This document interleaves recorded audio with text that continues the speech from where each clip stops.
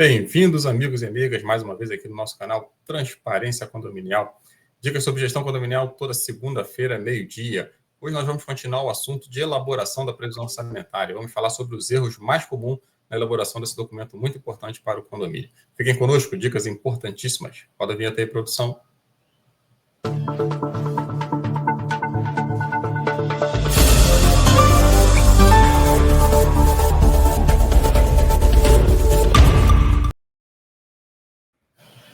Olá, sejam todos bem-vindos mais uma vez ao nosso canal. Vídeos semanais, né, com temas importantes aqui sobre gestão condominial, os assuntos mais importantes e relevantes.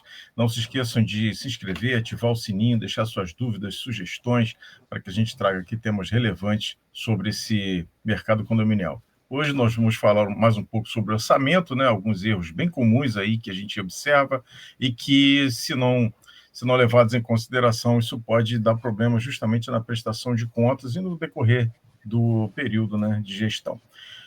O primeiro erro que a gente vai falar é não considerar o orçamento como uma base zero, né, ou seja, você estudar mesmo o orçamento para que ele reflita o plano de gestão que o síndico se propõe a fazer, seja ele o reeleito, seja ele entrante, né? Então ele precisa conhecer bem o condomínio, saber o que é possível, discutir com a comunidade o que tem de desejo, né, para que seja melhorado, os investimentos, as manutenções que, porventura, não estejam sendo realizadas. Então, ele precisa conhecer o condomínio e fazer um orçamento, né, preparar um orçamento, não só considerando as médias dos gastos anteriores, mas sim tudo que ele pretende fazer a partir do momento em que ele assume o condomínio, considerando, claro, todas as rotinas do condomínio, de manutenção, de pagamentos, né, que já estão comprometidos, de funcionários, toda a vida do condomínio, né, a vida financeira precisa ser considerada, mas também tudo que ele pretende fazer de melhoria para o condomínio ou até mesmo de manutenção.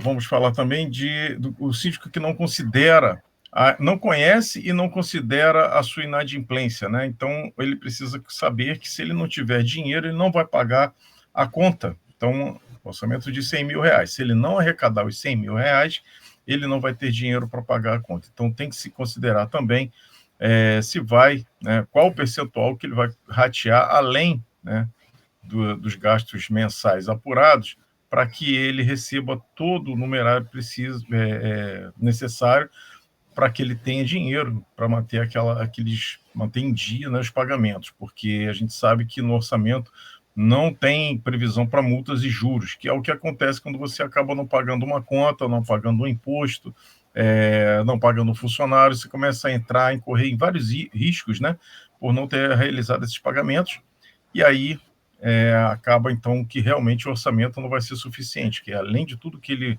programou, ele vai ter que pagar multas, juros, ficar devendo funcionários, ficar devendo terceirizado, ficar devendo impostos. Isso aí complica muito a gestão e não é saudável para o condomínio. Não é isso, Arnaldo? É isso aí, professor Sérgio. É importante que a previsão orçamentária seja elaborada de forma estratégica, né?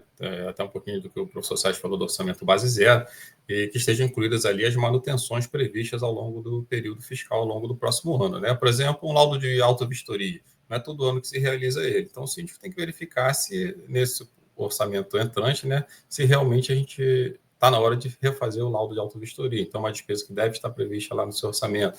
Alguma manutenção, como uma pintura, né, no empreendimento, né, tem que fazer alguma pintura, tem que trocar algum tipo de azulejo, algum revestimento em algum lugar. Então, você deve fazer esse orçamento estrategicamente. E aí já prever essas despesas que podem não ter ocorrido no ano anterior. Então, é muito importante isso. O professor Sérgio estava falando do orçamento base zero. Uma outra questão, entrando nessa parte de manutenção também, é a questão das reposições do imobilizado.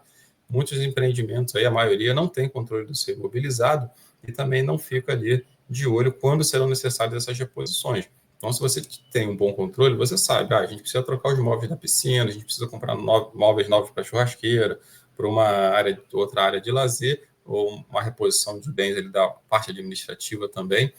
Então, o síndico tendo esse controle imobilizado, ele vai pensar estrategicamente e no seu orçamento ele já vai levar na Assembleia, olha, a gente tem essas necessidades, a gente incluiu aqui no orçamento, então a gente não vai ter problemas aqui, não vamos precisar fazer cota extras. Então, é interessante que o síndico tenha esse controle patrimonial também.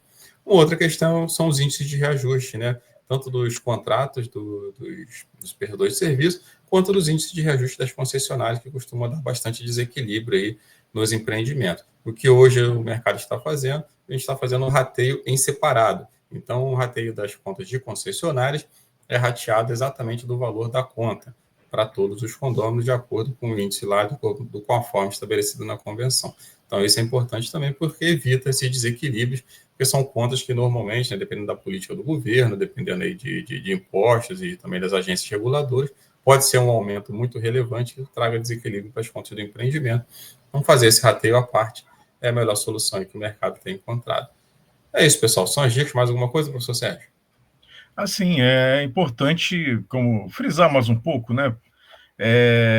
O síndico que entra, muitas vezes, na prática, ele acaba assumindo um orçamento que ele não elaborou. Então, é preciso que ele tenha essa sensibilidade, conheça o mais rapidamente possível todas as características do condomínio e que dentro de 60 dias ele, né, um prazo médio aí, 60, 90 dias, ele chame sim um orçamento para uma assembleia para adequar esse orçamento, né? Se ele realmente se ele já serve, se ele é suficiente, beleza. Se não, ele tem que chamar, então, para poder adequar dentro dessas características aí que a gente falou, evitando esses erros. Perfeitamente, bem lembrado. É isso, pessoal. Essas são as nossas dicas de hoje, dicas rápidas aqui. Mais uma segunda-feira de conhecimento para todos. Muito obrigado aí pela audiência. Boa semana aí para vocês. Até a próxima.